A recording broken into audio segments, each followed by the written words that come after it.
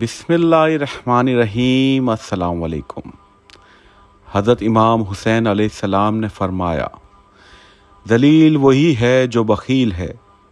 سردار بننا چاہتے ہو تو حرکت و عمل جد و جہد کو اپنا معمول بناؤ۔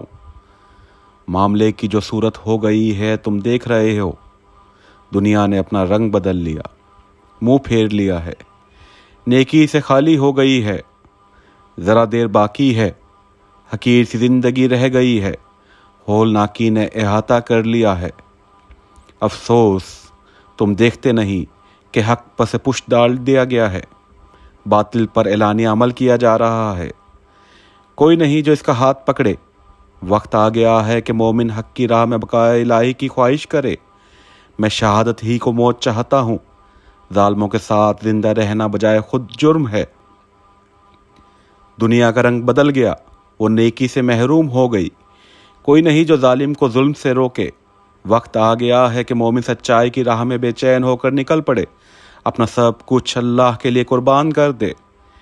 اس چیز کے در پہ نہ ہو جسے تم نہیں سمجھ سکتے یا نہیں پا سکتے۔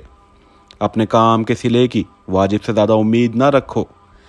جس کام کی انجام دہی تمہارے لیے دشوار ہو، تم اس پر قادر نہ ہو، اس کی ذمہ داری اپنے سر نہ لو۔ اعلیٰ درجے کا معاف کرنے والا وہ ہے جو انتقام پر قدرت رکھتے ہوئے عفو و درگزر سے کام لے۔ وہ سب رخصت ہو گئے جن سے محبت تھی، اور اب میں ان لوگوں میں ہوں جو مجھے پسند نہیں۔